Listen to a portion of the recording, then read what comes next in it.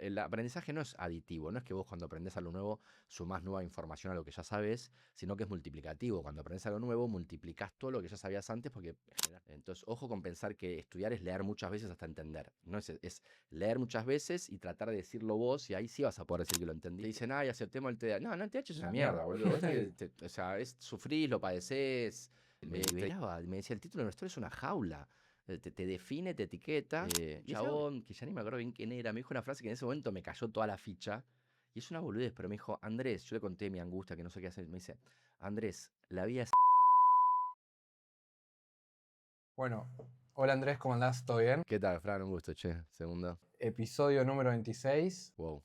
Y bueno, como arrancamos siempre, te queremos preguntar quién sos. ¿Quién soy? Buena pregunta. Soy un doctor en física, profesor de la Universidad Torquato de Itela, que hace investigación hoy en día en neurociencia y aprendizaje. Eh, nada, y trato de ser una buena persona. Che, Andrés, si nos podés llevar un poco en tu recorrido, desde que sos chiquito hasta ahora, que fue tipo, para la gente que no conoce, cuáles son tus mayores intereses y qué fue lo que te despertó para interesarte en la neurociencia, en la física y en todo lo que haces. Sí, a ver, es difícil no resumir, este año cumplo 50, así que medio siglo.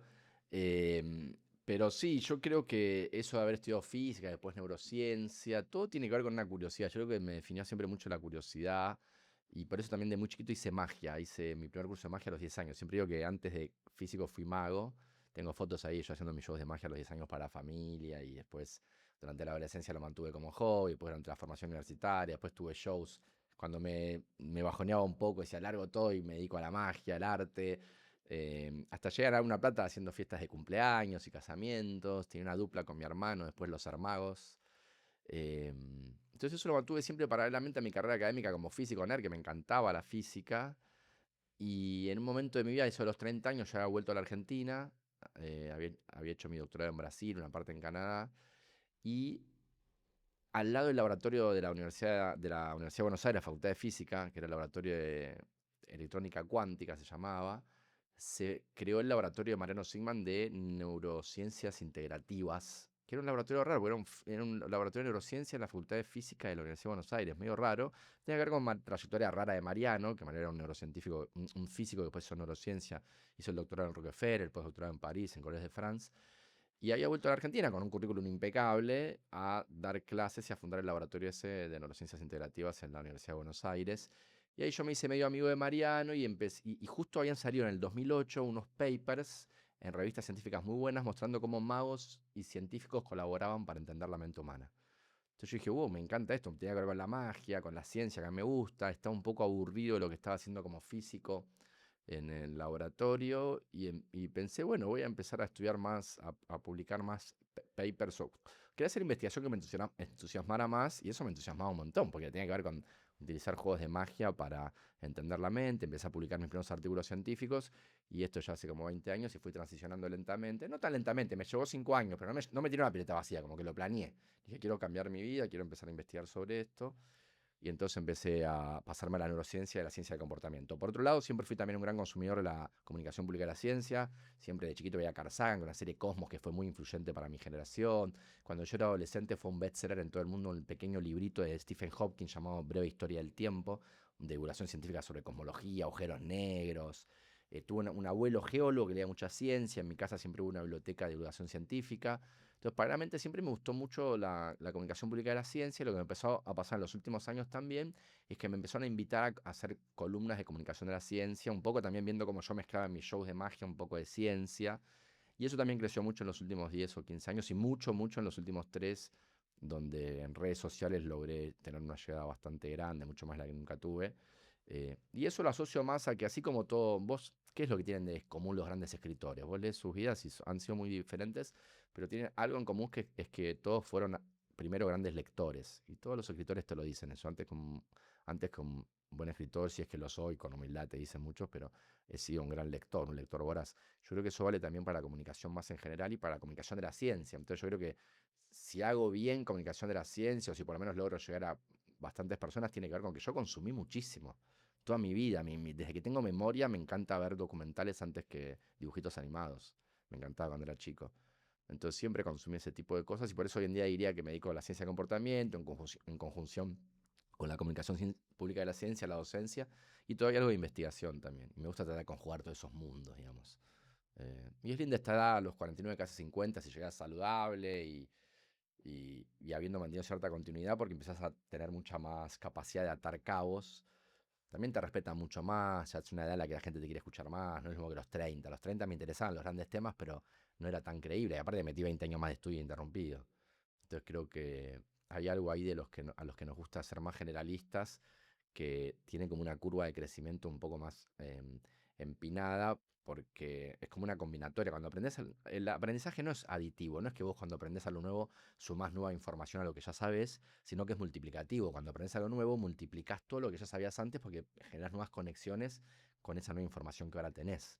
Entonces creo que lo lindo de haberse mantenido con continuidad durante varios años es que hoy en día creo que me permite transitar muchos lugares y espacios con cierta capacidad de aportar ideas porque puedo hacer esas conexiones, digamos.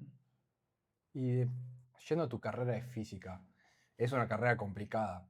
¿Cómo la afrontaste, digamos? ¿Te apasionaba realmente los temas que tenías tanta facilidad para hacerlos? ¿O cómo era tu desempeño como estudiante de física? Sí, no, yo creo que eran las dos cosas. A ver, no, yo creo que entre estudiantes, entre si entro una masa random de estudiantes, tengo mucha facilidad para la física. Cuando me metía entre los físicos, que estudié siempre con gente muy capaz, yo siempre por ejemplo, en mi curso terminamos 10 en tiempo y forma la facu. Había 2 o 3 que sacaban siempre las mejores notas, 2 o 3 que era entre los que estaba yo, que nos sacábamos 8. Yo terminé con promedio 8,5 en la facu. O sea, no era un chico 10, pero me iba bien. Entonces, pero tenía facilidad, o sea, eso es verdad también. O sea, yo creo que hacer las dos cosas, le ponía mucho esfuerzo, o sea, mucha cola en la silla, ni hablar. A veces con mucho sufrimiento, porque bueno, me diagnosticaron tardíamente un TDAH, entonces yo ahí no lo percibí. Yo pensé que era parte normal de la vida, después me di cuenta que no era tan normal eso de que todos los días se te va tan empinado. Pero entonces yo, como que siempre había momentos de mucha tener que remar contra la corriente y estar desmotivado y tener que hacer igual cuentas y estudiar y quedarme estudiando en Navidad cuando estaban todos, no sé, yo vivía en Brasil lejos de la familia, si no conseguía el pasaje tenía que quedarme en el laboratorio, en fin. Pero también es verdad que tuve cierta facilidad, o sea, así tengo dislexia, o sea, tuve dificultad para la lectura y escritura, pero para la matemática tenía cierta, no es que me salía todo de taquito, pero es verdad que creo que tenía cierta facilidad y le ponía bastante laburo encima y eso me permitió hacer la facultad de física y me apasionaba, sí, me apasionaba, o sea, eso ni hablar. Yo, por momentos, y yo hacía ese ejercicio medio conscientemente, en las clases más picantes, más difíciles, tipo cuántica 2, electrodinámica cuántica, que yo decía, bueno, esto la puta me está costando una barbaridad, pero también, che, loco, por esto estudié, siempre quise saber esto, o sea, como que también pensar esa zanahoria de corto plazo de cuando termine el semestre voy a poder decir que entendí lo que quise entender cuando tenía 15 años, entonces... Hay algo muy curioso que estuve leyendo que en Argentina hay como un físico que es como el Messi del mundo para la física, que es Juan Manuel Maldacena. Juan Martín Maldacena, sí. ¿Cómo llegó a ser tan crack en lo que hace él? ¿Maldacena? Y Maldacena es un tipo muy tranquilo, es un tipo que muy, muy, muy estudioso, siempre un tipo tranquilo y muy inteligente también. Hay algo ahí, como los Messi. Messi tuvo mucho laburo encima y una facilidad innata increíble. Innata que no sabemos si es genética o simplemente lotería biológica del desarrollo, no sé. Evidentemente cualquier persona que sabe de fútbol te dice Messi lo tocó un religioso ya lo tocó la varita de Dios. Yo pienso que es una facilidad innata, biológica, increíble, y que Juan Martín Malacena probablemente tuvo, pero metió mucho trabajo. Messi también, Messi era el único que entrenaba en los feriados en Barcelona, qué sé yo, era un tipo que... Y Maldacena también, Maldacena tiene una capacidad de laburo espectacular. Eh, y, y nada, eso, ¿no? Es difícil también saber, hoy en día no tenemos marcadores biológicos o medidas que podamos hacer en los chicos psicológicas para decir, che, bueno, este va a ser un genio y este no. Como que la propia vida es el mejor examen que te dice quién es un genio y quién no, ¿no? Volviendo un poco a lo que dijiste del TDAH tuyo, viste que hoy hay mucho dilema que por ahí para algunos es una ventaja, para otros por ahí es una desventaja. ¿Vos cómo lo tomaste y cómo lo Una ventaja el afrontaste? TDAH. O sea, ventaja en el sentido que te hace concentrarte en lo que vos querés todo el tiempo que No, el quieras. ¿O TH es cómo lo raro. El tomás? TH se padece, hay que dejar de romantizar esas cosas. Ok. No, porque a veces también es en nombre de aceptar la diversidad, te dicen, ay, aceptemos el TDAH. No, el TDAH es una mierda, boludo. Vos o sea, sufrís, lo padecés, te distraes fácilmente. No, yo no le pongo ningún romanticismo a eso. Siento que Ok. el entender que tenía TDAH y que eso es lo que me estaba pasando me ayudó mucho. La medicación, el metilfenidato. Que el TDAH tiene un nombre malo también, porque es déficit, trastorno atencional y de hiperactividad. Pero es más, en mi caso y en muchos casos, porque hay muchos tipos de TDAH, pero se siente más como motivacional que atencional. Y hoy en día sabemos que las redes involucradas son las motivacionales, no tan atencional es más parte de arriba del cerebro parietal, motivacional es muy profundo, tiene con la recompensa más básico, son los famosos circuitos de dopamina y de placer. Esos son los motivacionales. La medicación que se usa para el TH actúa sobre esos circuitos, los motivacionales, no lo atencional. Entonces tiene que ver con eso, con vaivenes motivacionales muy grandes, que es eso lo que no te permite prestar atención, como que al rías, que estás con la motivación caída, pero no es tanto que es un tema del cómo funciona el circuito atencional. Entonces nada, sí, es un garrón cuando estás con esos vaivenes que te agarran cansancios, motivaciones. eh, Así que en ese sentido, eh, no lo veo. Por ejemplo, los grandes genios que yo conocí, inclusive Juan Martín Malacena, eh, no tienen TDAH.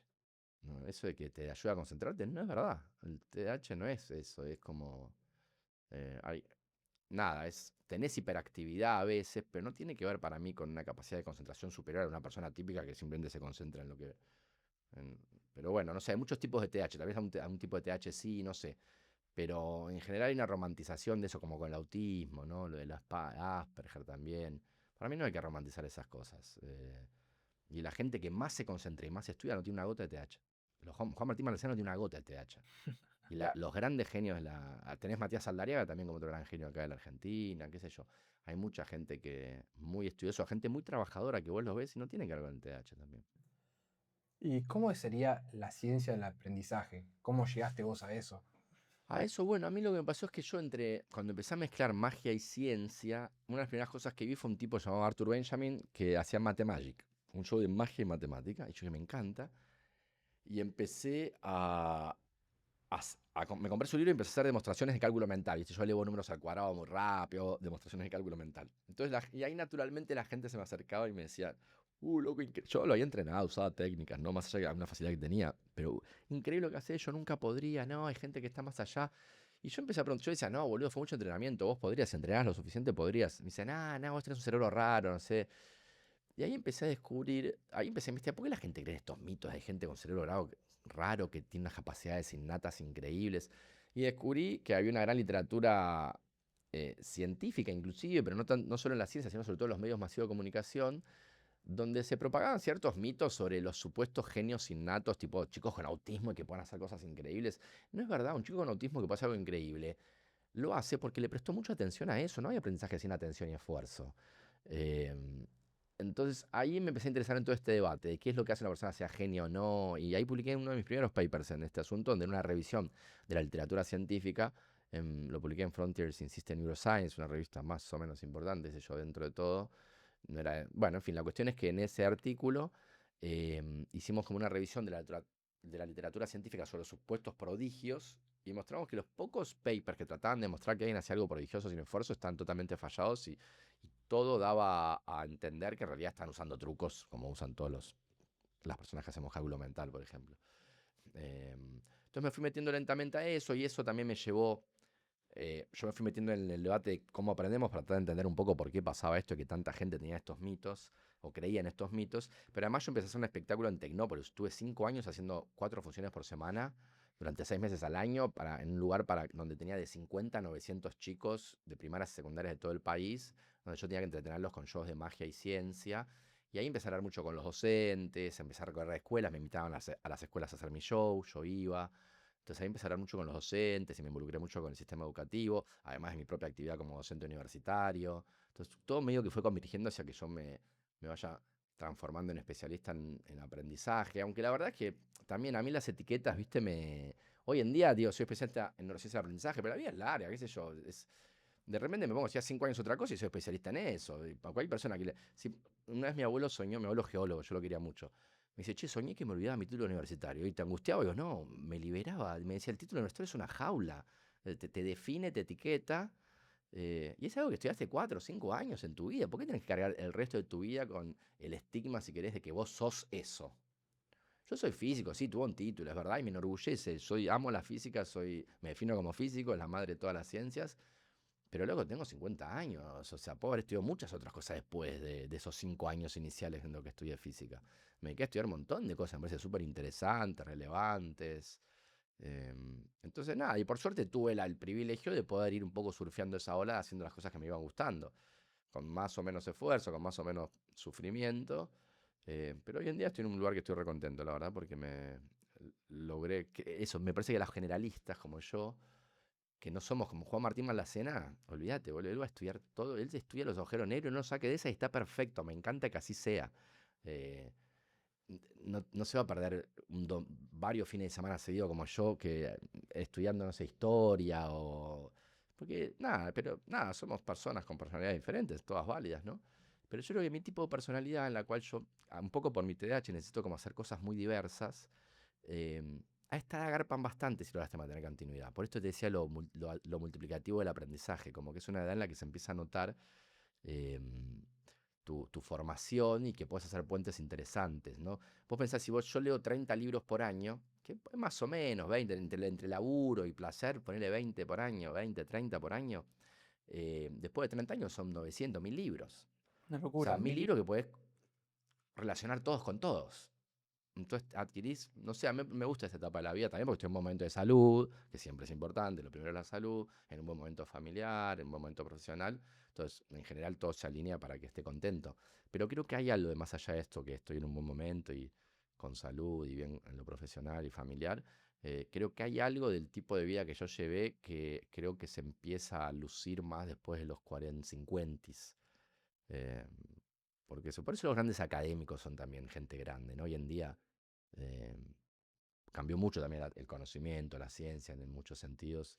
Ya en la época romántica de la física, por ejemplo, tener un físico en soledad, mirando una manzana caer, o en su despacho como Einstein de joven, en la oficina de patentes, revoluciona la física. Hoy en día son grandes grupos de investigación, y los que ganan premio Nobel generalmente son físicos que trabajan con grandes equipos.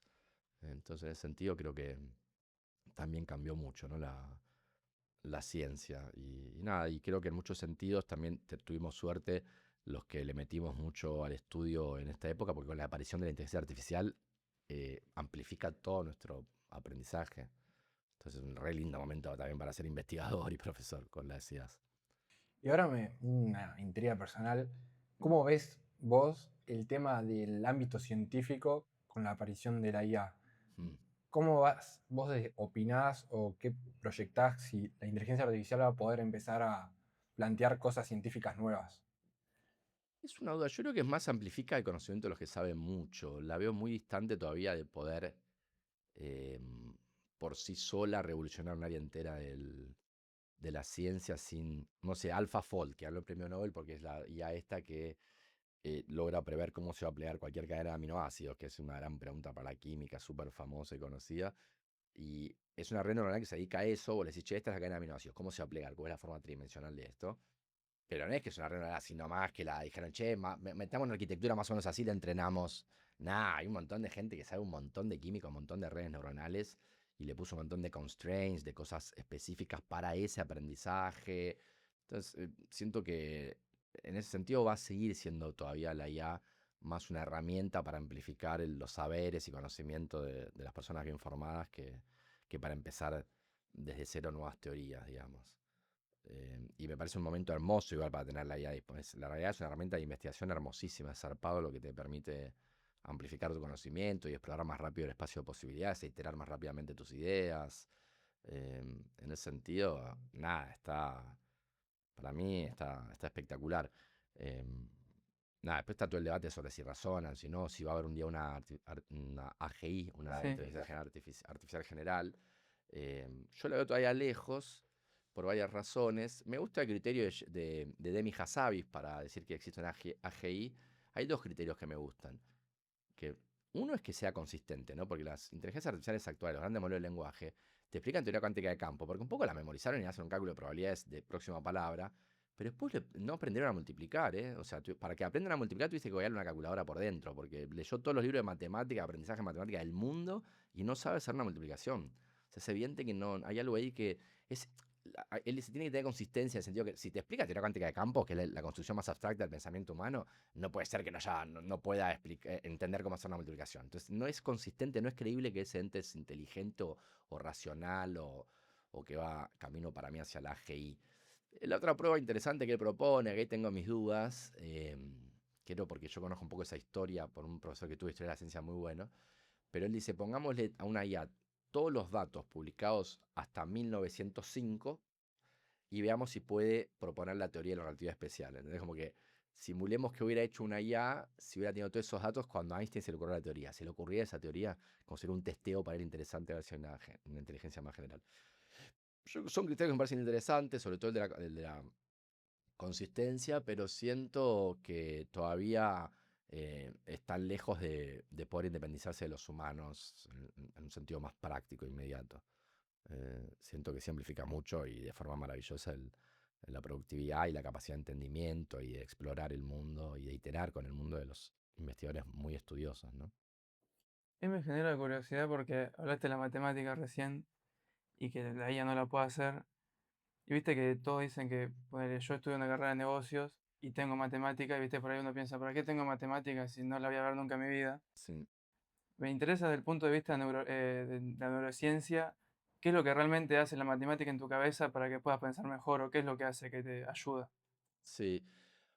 Sí, depende, por eso depende de la profundidad matemática. Yo creo que, la- o sea, depende de la profundidad con la que la veas. Ahí creo que cada área del conocimiento tiene que ver. No sé, no conozco tanto economía y tiene un límite. Yo, si le vas a pedir cosas muy complejas a alguien de economía, no tiene sentido, pero me imagino que un mínimo tiene que poder saber. Si no, no puedes hacer una cuenta, un interés compuesto, qué sé yo, como que decís, che, lo mínimo. El punto exacto de cuánto tiene que saber no me queda claro. Pero sí, en relación a qué hace la matemática no es lo mismo que razonamiento. Matemática, en el sentido de manipular números, si se quiere, es mucho más específica, pero después tenés matemática como geometría, como lógica, em, y yo creo que en principio el concepto de número en sí lo vas a usar en todos lados, en cualquier área, o sea, aprender mínimamente a manipular ese concepto y a entenderlo es importante, pero después lo que cuando hablamos de matemática, por ejemplo, hablamos también de probabilidad estadística, ¿no? Entonces, porque ahí depende un poco de qué área. También cálculo diferencial es una cosa. Probabilidad estadística, por ejemplo, es matemática, pero es también aprender a pensar un test de por ejemplo, ¿cómo puedes decir que algo observado, vos observás algo en el mundo real, cómo puedes decir que realmente existe una diferencia que no es una fluctuación estadística, por ejemplo?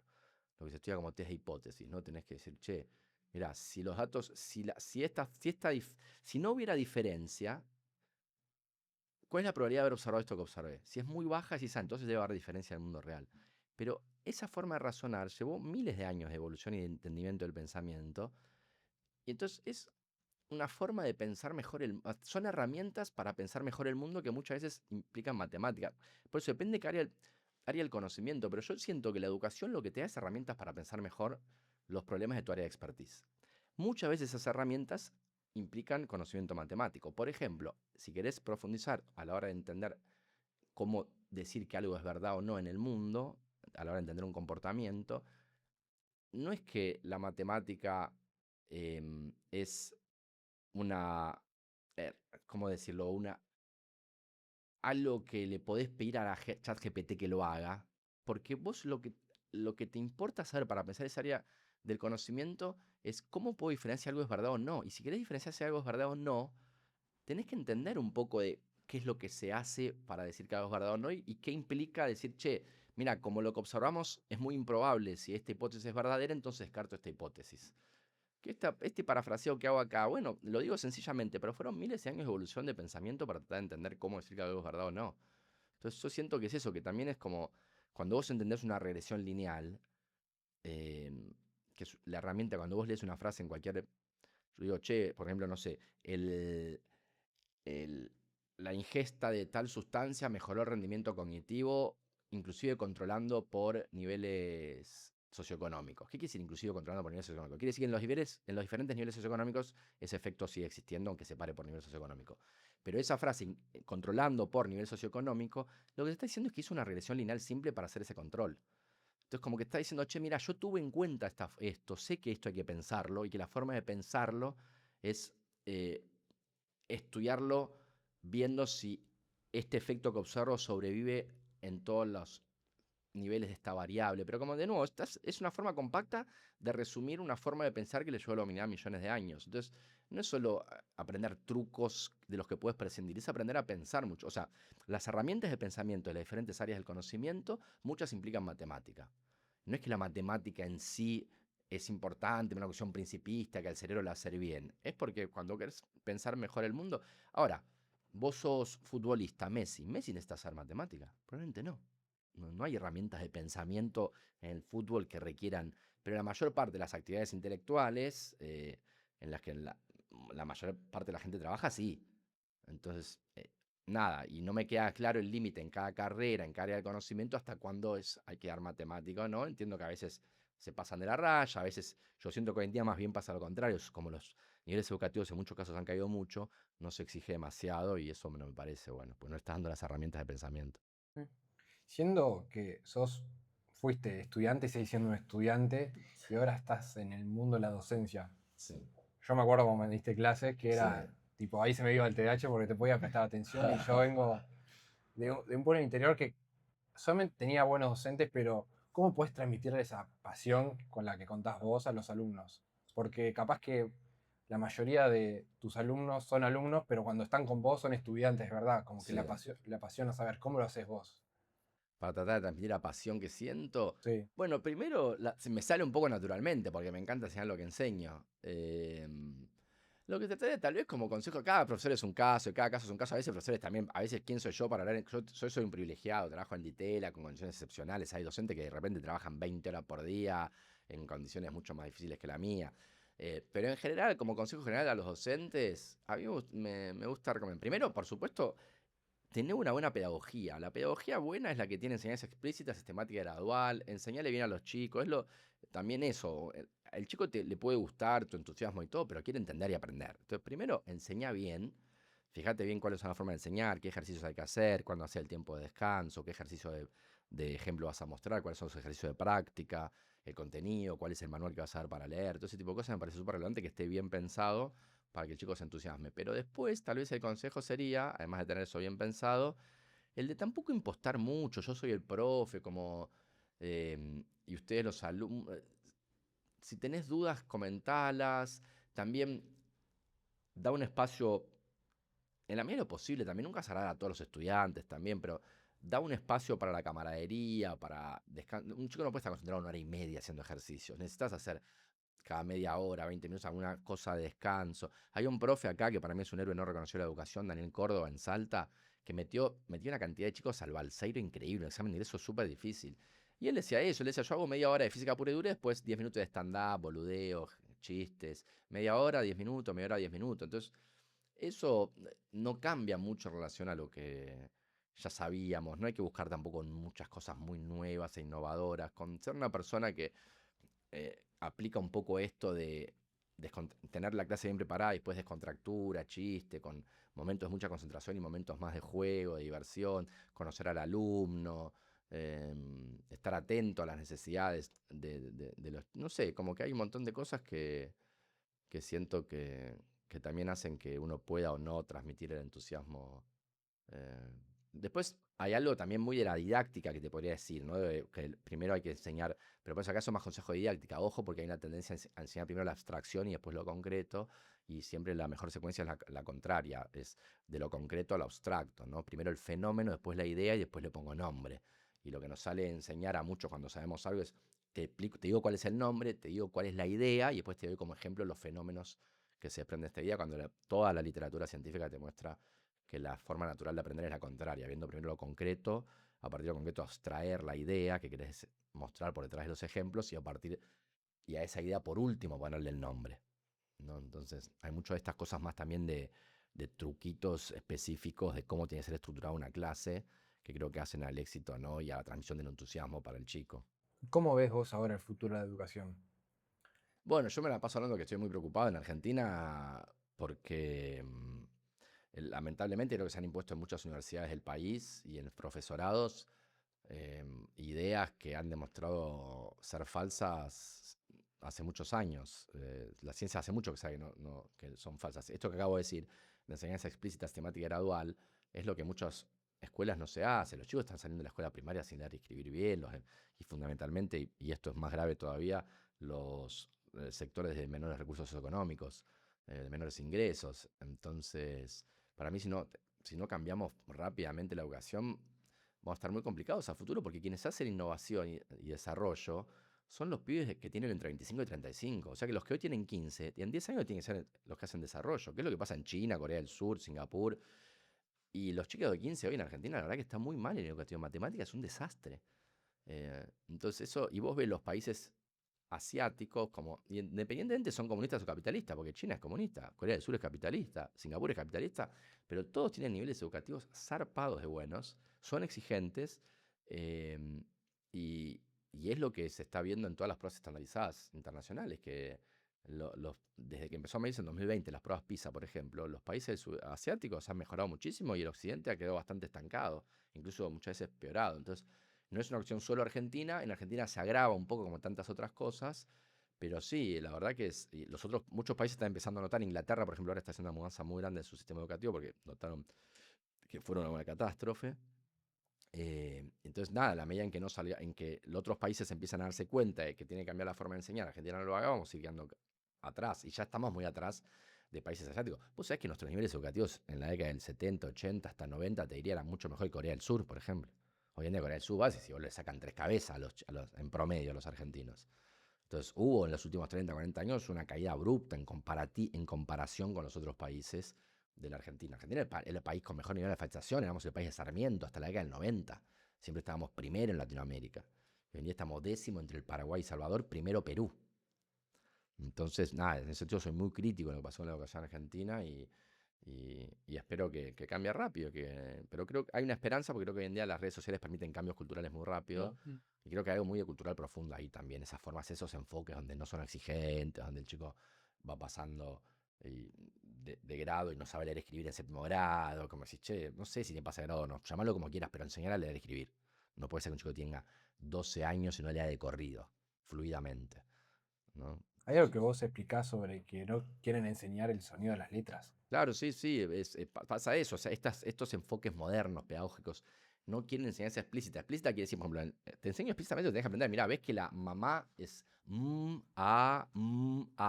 Esto que estoy enseñando, haciendo, que es estirar el sonido de las letras, decimos fonemas, se prohíbe en muchas escuelas argentinas y se dejó de hacer en muchas escuelas. Y hoy en día la ciencia sabe que eso es lo que tenés que hacer para que el chico empiece a diferenciar mejor los sonidos de la lengua. No se enseña explícitamente la correspondencia. Mira, a veces este sonido tiene esta letra. Como que es un largo proceso exploratorio y un juego de adivinanzas por el cual el chico termina frustrado sin aprender.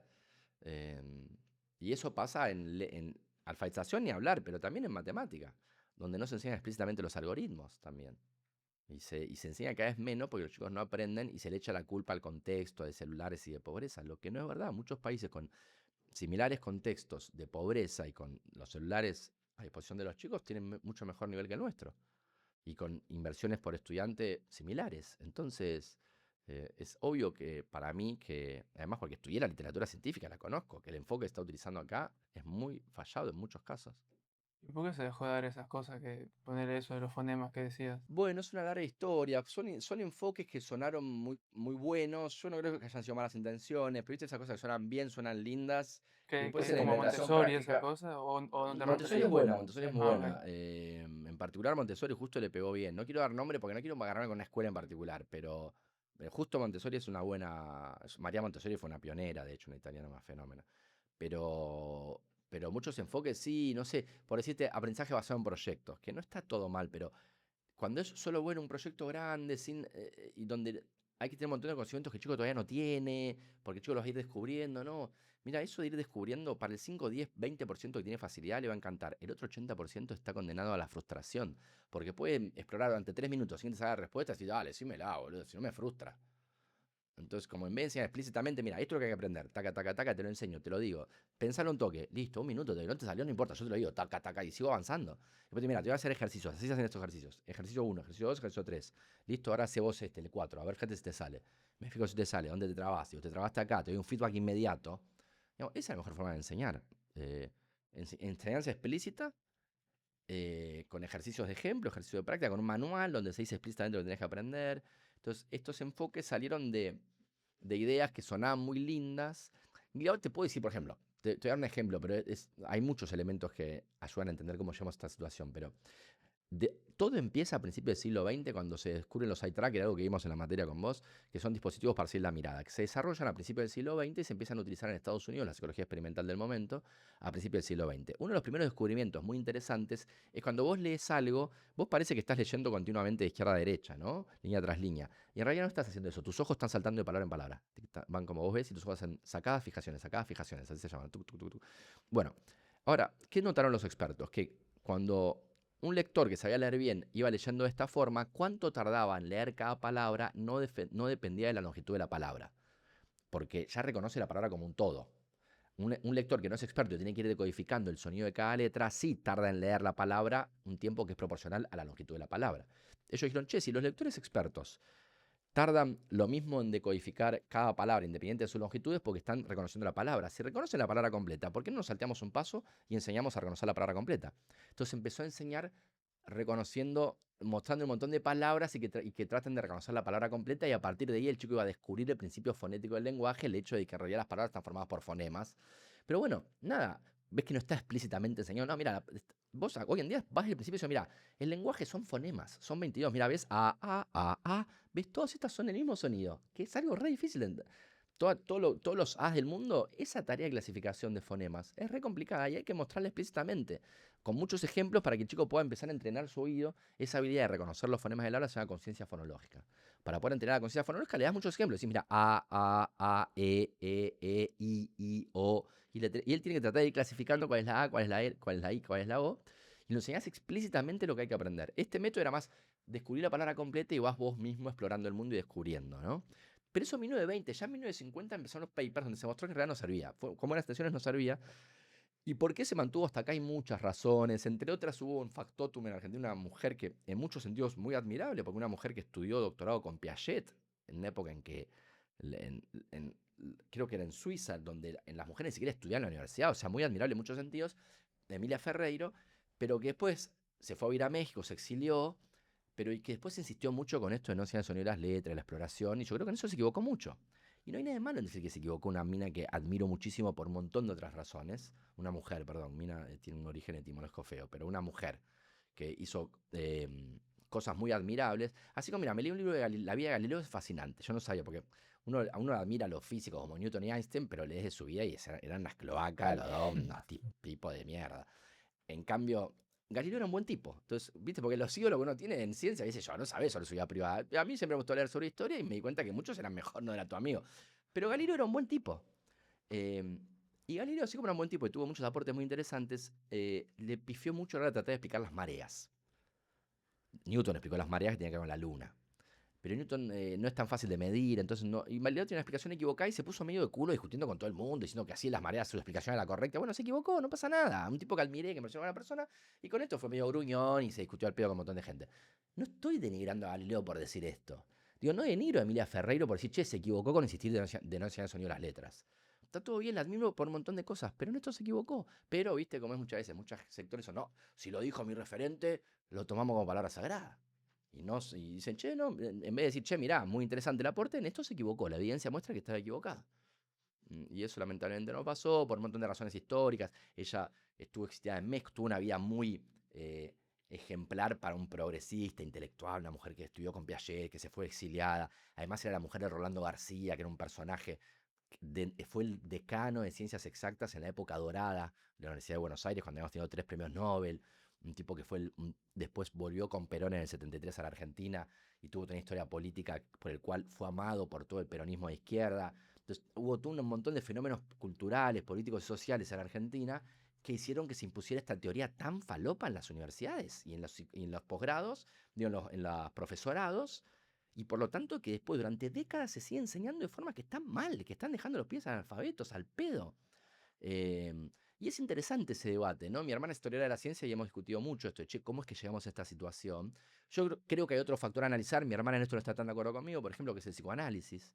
La falta de rigor metodológico del psicoanálisis estableció cierto criterio en las facultades de humanidades donde no había ningún tipo de metodología realmente seria. Vos lees los textos de los que no piensan como yo los leí, los psicogenes, las de Emilia Ferreiro, son basados en anécdotas, no tienen ningún rigor metodológico, por eso no me quieren debatir. Yo los invito a debatir, no me quieren debatir. Le dije a todo el mundo, le dije a la gente de ITEL, le dije a Novarecio el otro día, le dije en Infobae, le digo, che, consigamos a alguien que me debata. No, nadie me quiere debatir, pues entiendo que tal vez yo tengo experiencia en medios y se sienten un poco, che, no, mirá que antes tengo mucha experiencia, te puedo saquear mal, lo que sea. Yo igual soy buen tipo, nunca te voy a tratar mal. Pero ellos no quieren venir, ¿sabes por qué? Porque no tienen un dato. Ellos saben que yo voy a citar paper de memoria, con estudios, te voy a decir la metodología y todo, y ellos te van a contar del libro que publicó Emilia Ferreiro en el 72, contra un caso de 30 alumnos que ella observó no sé qué cosa, sin ningún rigor de ningún tipo. Y yo cuando fui a discutir, que estaban tan convencidos discutiéndome, yo dije, a ver, voy a leer tu literatura, ¿me pasás cuáles son los datos que tenés? No tienen un solo dato. No hay es increíble. Viste, nosotros vimos en la materia con él, el estándar de oro en la ciencia de comportamientos son estudios controlados y aleatorizados, que es un nombre pomposo para decir algo muy simple, que es que si yo quiero saber si algo funciona, le doy el tratamiento a un grupo de personas y a otro no, pero las tengo que separar al azar. Pues yo digo, no, a los de Lincoln le doy este tratamiento y a los de no sé qué otro pueblo a este, si ves una diferencia, capaz que para los de Lincoln de algo especial, qué sé yo. Entonces tenés que aleatorizar. Entonces son controlados, hay un grupo de control que controlas contra otro, y aleatorizados porque la separación entre grupos es aleatoria. Nosotros tenemos, lo que yo estoy defendiendo, hay decenas y decenas y decenas de estudios que confirman lo que yo digo, que los chicos aprenden mejor cuando los alfabetizas de esta forma. Cuando voy a discutir con alguien que piensa que no alfabetizas de esta forma, le pido que cite un solo artículo, no sabe no siquiera sabe lo que es un estudio controlado aleatorizado. No te lo tocan ni con un palito. Son todas anécdotas, reflexiones generales. Entonces, nada, por eso creo que hay muchas cosas que fueron contribuyendo a que se cree este clima en las facultades de educación y en los profesorados, donde se enseñan cosas que no tienen ningún rigor metodológico. Y se ignora la ciencia que se ha construido en los últimos 30 años para tratar de entender cómo funciona el aprendizaje y entender los correlatos neuronales y los factores biológicos y ambientales que influyen. En fin, muchos te decían, ahora un poco menos, pero te decían la neurociencia es de derecha. Ahora menos porque Manes antes era muy anti. La neurociencia empezó a crecer mucho en Argentina a mano de Manes. Ustedes eran más chiquitos, tal vez No, sí, se sí, acuerdan. sí, Ah, sí, ok. yo me acuerdo. Fue el autor más vendido durante ¿cómo se llama? Usar el cerebro. Tuvo un libro que fue el libro más vendido en Argentina durante 2 o 3 años. Y tiene un programa en C5N. Entonces, la neurociencia como que de repente se puso de moda un poco de la mano de Manes. Y Manes de repente se puso a hacer políticas muy antikirchneristas. Entonces, kirchnerismo lo tenía montado en un huevo y pensaba que la neurociencia era igual a Manes. Entonces, lo que hacemos en neurociencia, que la verdad es que Manes tenía cosas buenas, cosas malas, yo, muchas cosas no estoy de acuerdo, otras sí, pero no importa, pensaban que la neurociencia era derecha porque pensaban que la neurociencia era lo que hacía Manes, que era de derecha, entonces tenía que ser de derecha. Un absurdo. Entonces no se actualizaron, porque decían, no, neurociencia ni nos interesa mirar porque es de derecha. Cuando en realidad la neurociencia tiene muchos aportes para hacer porque podemos entender mucho mejor por qué funciona lo que funciona. Por qué, por ejemplo, el método fónico funciona mejor. Podemos ver a nivel de estructura cerebral qué es lo que está pasando y fundamentarlo también con eso, ¿no? Entonces, hubo muchas cosas que hicieron que la situación sea la que es. Yo creo que por suerte va a cambiar rápidamente, está cambiando rápidamente, esa es mi esperanza por lo menos. Y del otro lado, o sea, siendo estudiante, ¿qué le recomendás a un estudiante capaz también basado más en neurociencia para que pueda aprender mejor? Bien, mira, em, hay estudiantes que les sale más naturalmente estudiar bien, ¿no? Que básicamente saben que tienes que ir con cola en la silla, intervalos de media hora con descanso, de 40 cada uno tiene su tiempo. Em, Después el repaso elaborativo, el de vos no estudiás leyendo y entendiendo, estudiás de verdad, consolidás el aprendizaje cuando tenés que repetir la idea que viste o hacer los ejercicios por tu propia cuenta y ves dónde te trabás. Eso se llama el repaso y asociando eso con otras ideas que eventualmente tengas. Eso se llama repaso elaborativo. Después le recomiendo mucho tener zanahorias de corto y de largo plazo para mantener la motivación. Nunca olvidar un poco esa motivación, lo que te llevó a estudiar eso. Como si estás ahí, como te decía yo recién, yo estaba estudiando la materia más compleja y decía, bueno, si hago este esfuerzo en 6 meses, loco, estoy entendiendo esto que quise entender de que tengo 15 años. Entonces, como también un poco hacer un zoom out y mirar tu vida de una perspectiva un poco más amplia y ver si lo que estás haciendo es consistente con esa perspectiva un poco más amplia, que te va a llevar trabajo y esfuerzo, pero tenés que tener esa perspectiva.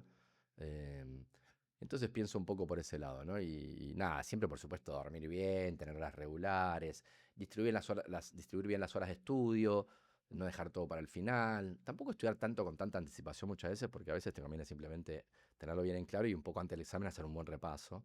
Em, pero tampoco siento que hay grandes secretos. Tal vez técnicas de memoria que pueden servir, hacer asociaciones visuales o juegos de palabras, la El biblioteca, famoso que es muy Palacio de la bueno, Memoria. el Palacio de la Memoria, ese tipo de cosas pueden servir también. Estudiar en equipo, tomándose unos a los otros. Eso depende mucho de la personalidad de cada uno. La gente prefiere más solo, otro con música, otro sin música. Como que el contexto sea agradable para vos, pero sabiendo que en cualquier caso te pones la cola en la silla y meter sprints de.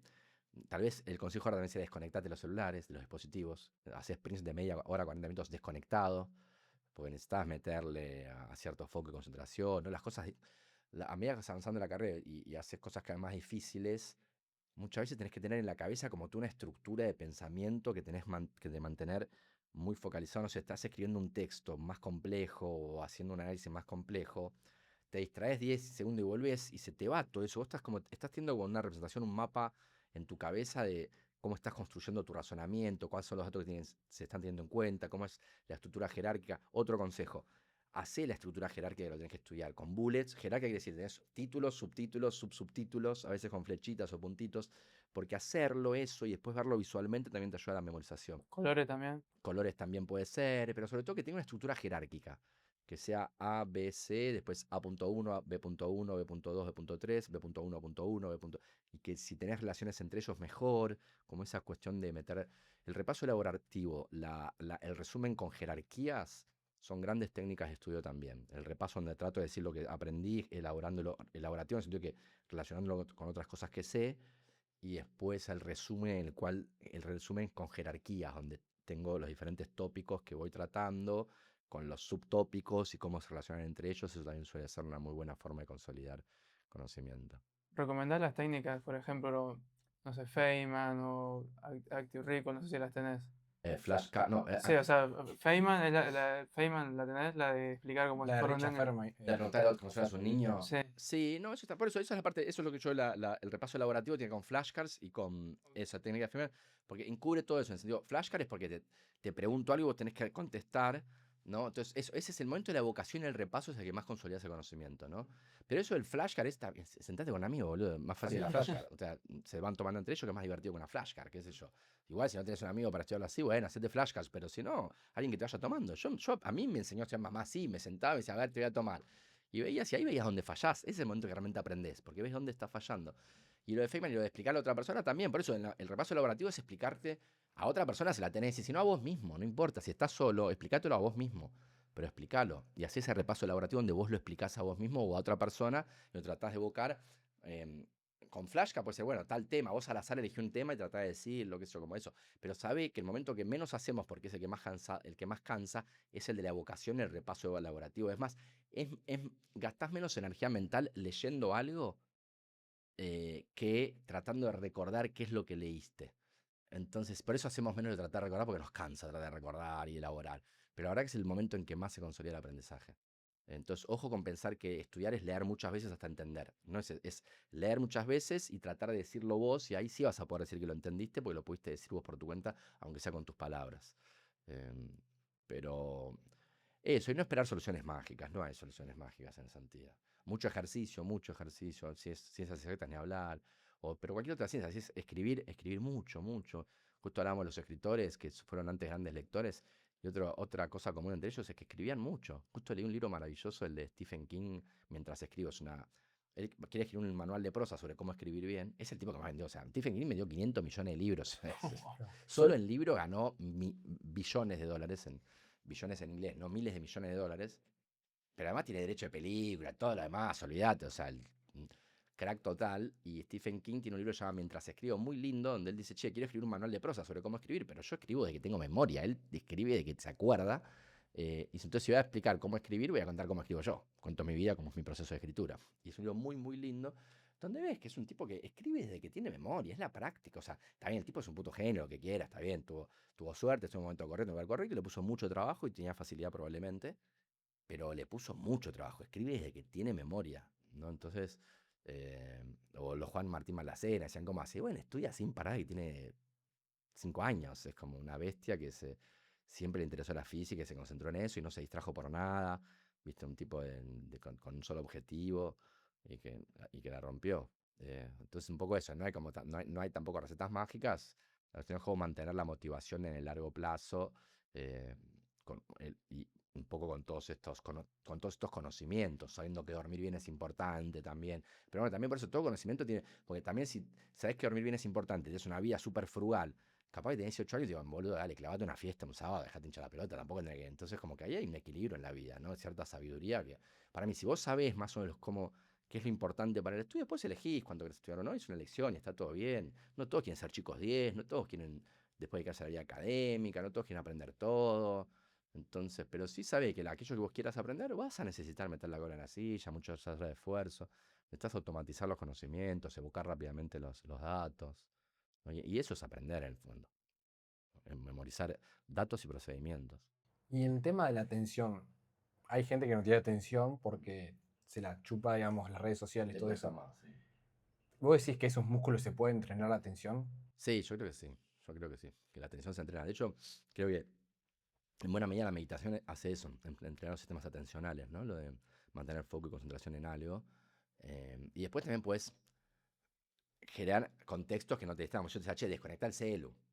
O nada, desconectate, si el celu está cerca, inclusive ya tú estás pendiente de eso. Entonces, como create cierto, sabiendo que te vas a distraer fácilmente. Los que tuvimos TDAH desarrollamos naturalmente esas cosas compensatorias, eh, sin darnos cuenta, por ejemplo, de hacer muchas cosas diferentes en la vida, así, no, porque nunca sabía cuando me levante qué iba a estar motivado a hacer, entonces tenía siempre un menú de 2 o 3 cosas. O yo viajaba, cuando no había Kindle, a mí me gustaba leer, yo viajaba con 10 libros en la mochila, un peso tenía. ¿Pero por qué? Porque yo no podía decir, che, voy a leer este. No sé, en 3 días no sé qué voy a tener ganas de leer. Y si leo otra cosa que no me dan ganas, mi mente se irá a cualquier lado, no voy a poder leerla. Entonces, como que desarrollar esas estrategias, ¿no? De muchos. Pero ¿para qué me habías preguntado? Pero Como la atención en esos Ah, músculos. la atención, sí, entonces sí.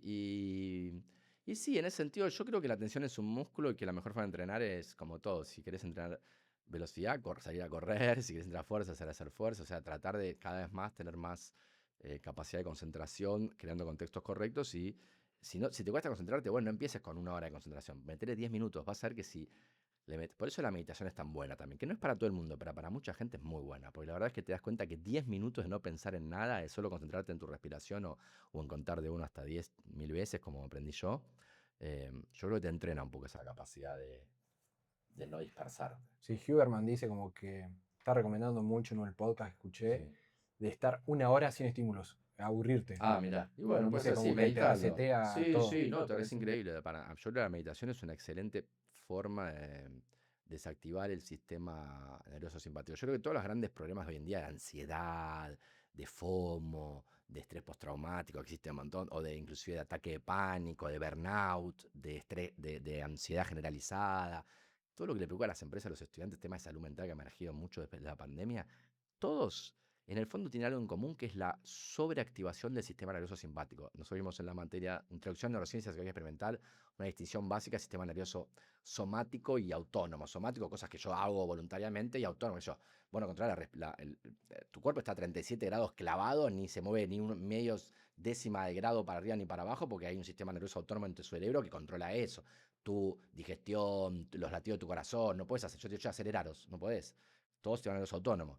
Bueno, entonces, salvo la respiración, que es autónoma, pero tenés algún control, por eso es tan importante la respiración, pero digamos, sistema nervioso autónomo se maneja como en 2 grandes ramas, que es la simpática y la parasimpática. La simpática es la que te prepara para pelear o correr, ¿no? Los músculos se tensan, sangran los músculos, se interrumpe la digestión, se dilatan las pupilas, te prepara para pelear o correr. Mientras que el parasimpático es el que te relaja, donde te pondría la aura que hiciste todo bien. Bueno, eso es activación del sistema nervioso parasimpático, relajación total. Entonces, el sistema nervioso autónomo medio que funciona en oposición. O estás muy preparado para pelear o correr o estás relajado. Entonces, y todas las grandes problemas, si quiere, o la enorme mayoría de los problemas, creo yo, hoy en día de salud mental en las empresas, en las organizaciones, es la sobreactivación del simpático. Que acá el simpático es malo, entonces es difícil acordarse. El simpático es el malo acá, como regla mnemotécnica, hablando de reglas mnemotécnicas. ¿Por qué? Porque está sobreactivado en nuestras sociedades. No estamos diseñados evolutivamente para tener todos los días, todo el tiempo activado el sistema nervioso simpático. Había picos de estrés en las sociedades en las que evolucionamos, en las tribus, había picos de estrés y después relajación.